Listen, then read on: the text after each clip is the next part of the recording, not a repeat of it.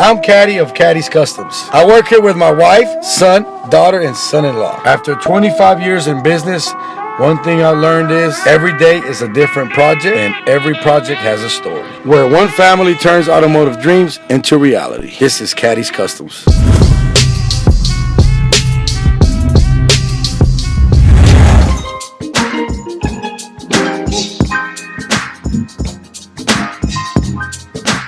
Texas Whipfest is a car show. They started it last year. It's only been out for a year, but it's an actual car show race event. So a race on big wheels event. I mean, the big wheel scene in Dallas is extremely, wide. You go anywhere from 22s to 34s, and it's a car show. So you get to show off your car, but you also get to race your car down the track if you want. If you got a race locked in and set up. We don't ever take no loss. Can't do it. Pay the call to be the boss. Penthouse, we be in it low. For real. You know we be taking off. We taking off. We taking off. We taking off. You know we be taking off. We taking off. We taking off. The morning usually starts off pretty early. And I think we started off at 6:30 in the morning. Came to the shop, pulled out all the cars that we had here, waited on the people that weren't here to come to meet us here, and just started really just wiping down the cars. They were already clean, but just getting a little dust off of them and everything. It's Sunday at 8:26 a.m. in the morning. The morning of Whipfest, Texas Whipfest.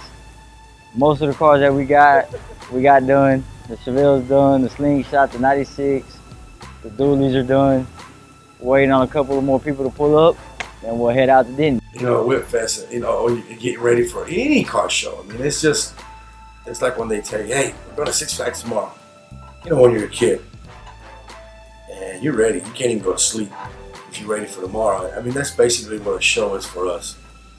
And at least that's what I feel. And I know most of my guys, my son, it's a big deal because we know we're going to talk to customers, old customers, new customers. There's been times we're like, man, we're going to have to turn this around this way so people don't really. And let me tell you, 99.9% of the time, nobody sees it.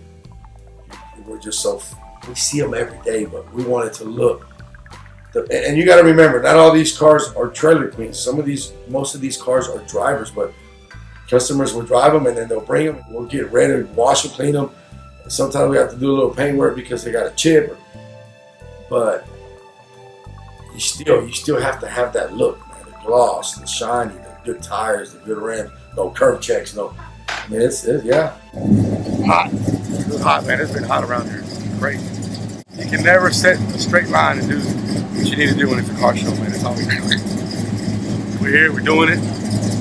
We up. Everybody's here. I always worry from here to where we're going. Man, you don't want nothing to happen to the cars. You don't want nobody to pull out in front of you. I think we're going to be good. Besides it being hot, I think we're going to be a good day. We're on the way to Whipfest, baby! Sitting sideways, boys in the days. Sitting sideways, boys in the days. Sitting sideways, boys in the days. On a Sunday night, I might bring me some man. Sitting sideways, boys in the days.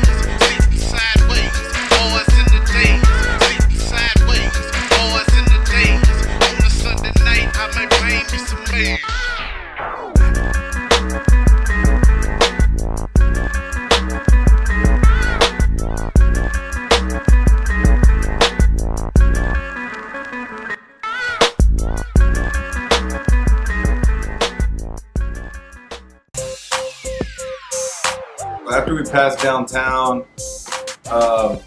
I'm driving the 96 and I knew we might have a problem with the tires rubbing because we went from a 22-inch wheel to a 24. The wheels are brand new. First thing to go wrong, of course, it had to be my brother-in-law all the time. Always Jose, never fails. We'll keep moving. Tying them all up, all the way. I'm over here. I can hear clap, clap, Now we're gonna have to do something. We had just put the new 24-inch Ford Giottos on it. We put them on the day before, so we really didn't get a chance to test drive it and do the fine tuning on rubbing and stuff. So what happened with him was he was actually rubbing because he was bottoming out on all the dips, and it was just rubbing from outrageous. Like I was in the slingshot behind him and I could hear him. We gotta have to lift it a little bit, but we can tighten the hook to where they ain't gonna tighten up the stiffness on you. Yeah, y'all need to put Jose in the front because everybody's leaving him. Yeah. I'm trying to get everybody together. I'm trying to coast. I'm doing 60. And we actually we stiffened up the coilovers all the way around, and that fixed the problem. That was the first problem that we ran into and the first solution that we came up with. When we were checking, I think we're checking the oil, and we look, and it's the cover on the valve cover. You can smell the oil coming out, so we take it off and the filter's clogged up. It's locked in, dude. It's locked in. The rubber fell in. Nah, come on. I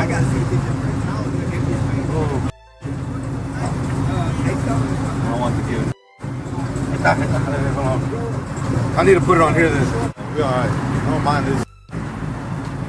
Me and that's the thing, the tires hate the but it just sounds worse. You know what I'm looking at y'all get it out? We MacGyvered up a oil filter piece, you know, just to keep it from leaking, and that was another solution to the problem. So I mean, you gotta do what you can with what you got, because you're not gonna have a whole shop with you right then and there. So whether that's zip ties or you're using pliers and wires or a piece of towel or tape, whatever you gotta do to get the job, to get the car from point A to point B.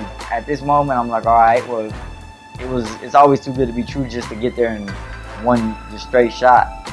So I'm feeling good. I got Pee-wee in front of me on the Chevelle who's playing around, burning out, doing this. Pull out the parking lot, he burns out. So we're all feeling good. We're back on the road. Let's go. You can feel when you're driving. You can feel that car come next to you and just. And if you look, you either got a camera. Got a kid just blown away, you know, just like, man, you know, and you're rolling. And a lot of times, if you're in the car that's got performance, you'll step on it just to give them a little bit. You crank up the music. I mean, to me, that's the ultimate, man. We're going down 35, and the phone rings, and I'm like, oh, you know, something's happens. You know, the phone don't just ring when we're following each other for nothing.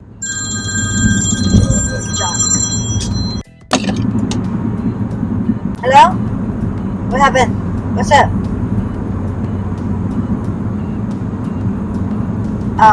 What happened? Were you? What happened? Did you pull over? What happened? Caddys like, so I'm trying to talk to Jock, and Caddys like, what happened? What happened? What happened? I'm like, hold on, let me talk. Let me find out what's going on. The center cap. Huh? So did it bust the tire? Yeah? Okay. Alright. We're pulling over. Alright. Tell me, Dilly. What? They popped the tire on the Dilly. Jose. What happened? You don't know how to drive today. We turned around, and then I did the wrong exit. I told him to exit the wrong exit. Is this the one way? Huh? What? Where you going, babe? Oh, what? The exit right here. Turn right here. Old lady tripping, saying this, you know, and she's supposed to be the person that tells me, I'm driving. We'll turn around and go this way. And most of the time she thinks she's right. I thought you said they were on the service road to go to Sandy. That they exit Sandy Lake. They gotta be that way. Oh, so we got to go past Sandy Lake. This is Sandy Lake right here, babe. They exit over there. So how are they gonna go past? So there's still more that way. So that we need to pass Sandy Lake. That's what I'm saying. But when I like, wait a minute, we're on this road, they're over there. It's further, man. What are you doing? Yeah, I'm thinking they're up there. Oh, I'm so glad they got what you just did on camera. And then I thought about it, what I said. We need to pass Sandy Lake. And he says he don't ever yell. You always act like you know everything. So I was talking to you like, no, you don't know everything. And you didn't like it. Straight up, that's what it is. She didn't like it. We have to take a back road to Jock. and we get to them, and everybody's there. You know, well, by the time we get to them, everybody's already back to them. During this whole little process, Jose and my mom and dad finally decided to show up 30 minutes later. I'm already 30 minutes darker because I sit in the sun for 30 minutes. Put it on top. I might put it on top. Yeah, I think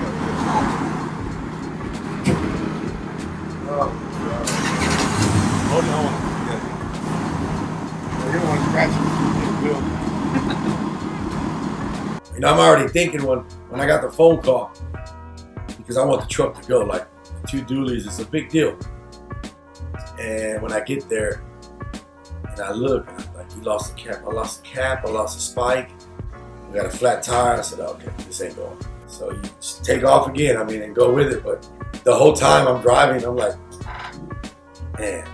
I'm jamming, playing music. I'm feeling lovely, winds all in my hair. Got my sunglasses on. I'm feeling good. Let's go. We're moving, everybody's feeling, you know, we're driving. Everybody's in line. And then I start shifting gears, downshifting. 4th gear, 3rd gear, 2nd gear, 1st gear. Then I'm just in neutral, because we're not going nowhere. And I'm like, man, we're on 35, we're not moving. Like, what is going on? So, you know, the slingshot ain't got no roof or no window, so I poke my head out around the car, and it's just a long-ass line of cars. I'm talking about this for as long as you can see. And I said, oh my God, Lord Jesus Christ. I'm sitting in the sun, I'm gonna get so dark. So we actually make a pit stop at Whataburger. Now, because he said it's like raining hard over there. And I don't know what the fuck is going on today. Maybe it's the camera guy. Think that what it is? It might be, man. It might be the camera guy. We ain't never had this much problem. Yeah, we go all the way to Longview. Yeah. You mad at me, Boo Boo? Huh? Yeah. It's just, I'm the driver. You're the passenger. The passenger has to just be quiet and ride. And you over there. All right.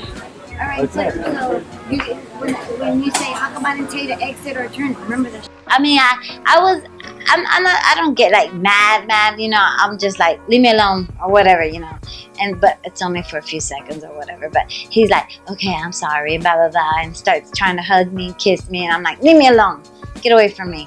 We always want it to go smooth, and it doesn't. And I, you know, I guess she's the first one there. Yeah, I guess I take it out on. Now you're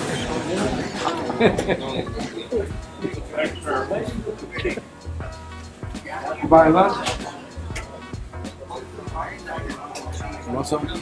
We put over to eat, like, you know, everybody's chopping it up, talking, all the boys, all the ladies are talking. It's a nice feeling that everybody comes together, puts in the work, you know, just to have a good time out there. We're still in traffic. We stopped to get something to eat. We took a little detour. It's 11:52 now.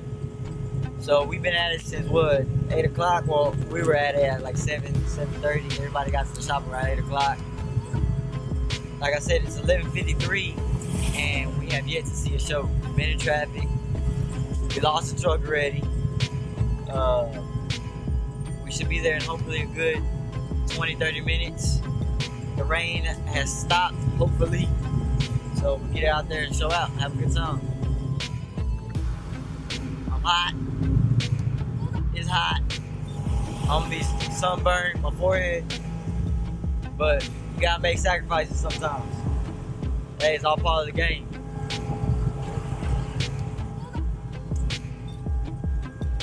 But it's hot. After we seen the traffic clear up, boom, we jump on 35.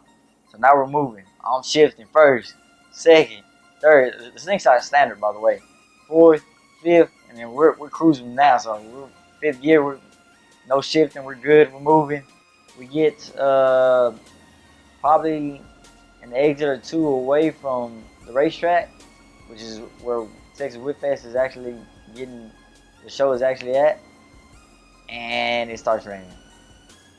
It starts sprinkling, and I don't know if you ever rode a bike in the rain or you ever rode a motorcycle in the rain, but that hits you like bullets or rocks, whatever you want to call it. You ever been riding a motorcycle and a bug just went boop and hit you in the forehead? Man, it feels terrible. Hey, we're like 10 minutes from the show, but we're gonna drive into the rain. The rain's coming this way. It's not raining at the show no more. We're like 10 minutes from the show. Yeah. Huh? Like it out. I don't know. I just don't want you to be wet. Hey, we're like But anyways, so I pull over. I park underneath the gas station. And my dad was like, well, it should blow over. And I was like, well, look, y'all go ahead of me. Y'all set the tent up, and I'm going to come, and I'm just going to park underneath the tent because I don't need this bike to get all wet.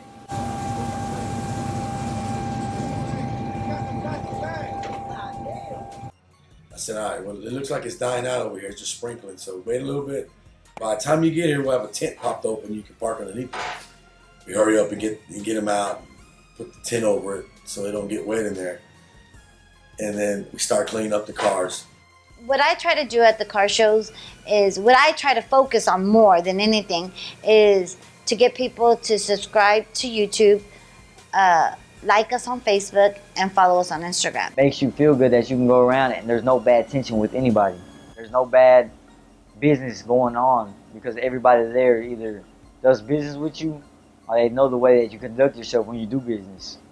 So you're just out there enjoying yourself. I know there's some shops that out there that can't go to shows because they're ducking and dodging customers. All right, so we finally got to Texas Whipfest. And as you can see, the weather cleared up. We got it together. We got all the rides cleaned up. We got them posted up. Behind me, we got my boy T's LS Monte Carlo that we did candy purple with a fade on it on 22-inch Forgiatos with a 6-inch lip in the back. Right here, this actually belongs to my boy T's cousin. We painted it back the blue it was, pinstriped it, got him back. He was actually staying out in Virginia, but he moved back to Dallas, so he's back in the States. We got Corleone Forge right here out of Ft.Worth. So I mean, they got a nice wheel line coming out of Ft.Worth. So it's rare that you got a in-town wheel company that cuts wheels right then and there in their own shop. Boss lady right here on the right. Boss, say hi to the camera. Got Ashley Nesto. Sorry, brother-in-law.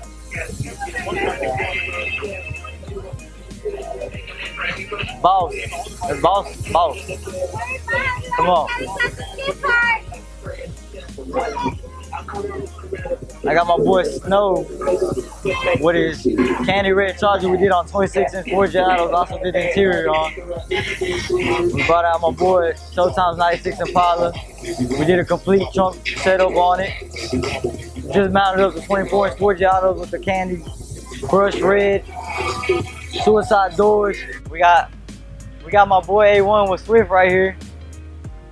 You know, look, I'm not real big on car clubs, but if I had to join a club, it would be with this one right here. Man with the plan. You know, they always come with the heat. They bring, as you can see, they make sure their stuff is always top notch. 34s on both of them. Very detailed. You know, they put in the work. To, you know, make sure their club stands out from the rest. So, yeah, that's you don't even want to know the price range on that. Yeah, that's somebody's house. That's probably like 3 cars right there. A1 over here with Outcast.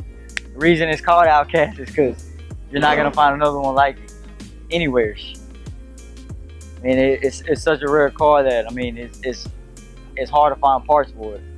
On this one, we actually, you know, we did a lot of the build of it. A1's been a big customer a long time and been, you know, pushing for Caddys customers for a long, long time.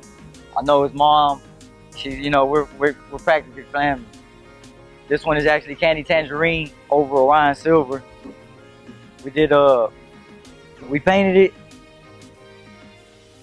did all the door panels, built some custom door pods for him. As you can see, everything's color matched and wrapped on Tiara Forge wheels. You know, he was actually one of the very first ones to have them. He actually took the car out to SEMA, went to Vegas all the way to SEMA and brought it out. You see, like I said, they support us, we support them. You see the badge in the back windshield. We actually did the trunk setup again for them, you know. We got it to look as good and play as good, just as good, you know. Yeah. Hey. Candy paint with the white on top. Lambo doors or the woo up drop. If you busy plotting on what I got, kick in your door and swat you thought. $100,000 on the tabletop. Half price my whip, same price my watch. Got no jumper, but I ball a lot. So young Stoney, I do what I want. Candy paint with the white on top. Lambo doors or the woo up drop. If you busy plotting on what I got, kick in your door and swat you thought. $100,000 on the tabletop. Half price my whip, same price my watch. Got no jumper, but I ball a lot. So young Stoney, I do it all.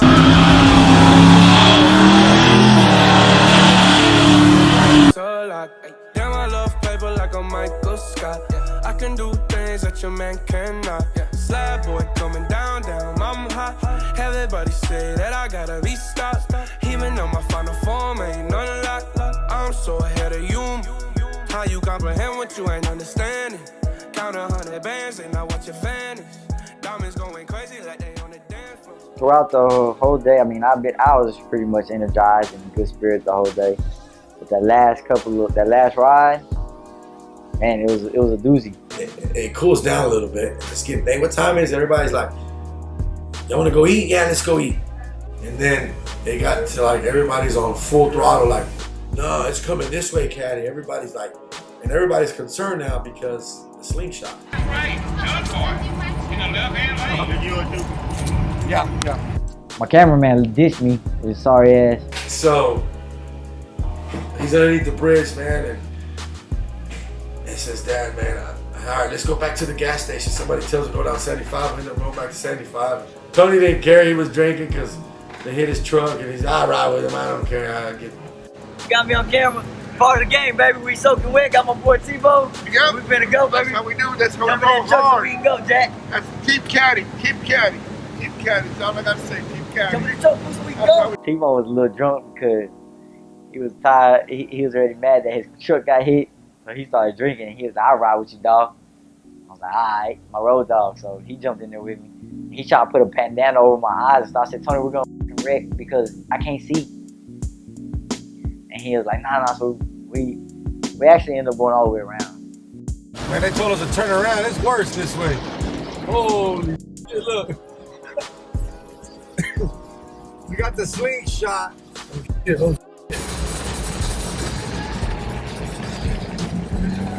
got the slingshot and it's raining, man. This boy can't see.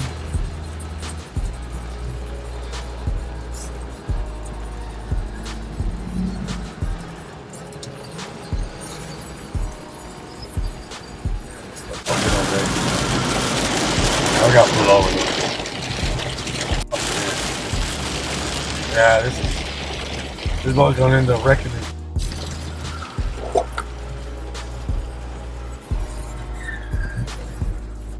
And he says, Dad, it's crazy, Dad. I'm getting slapped in the face, the rain.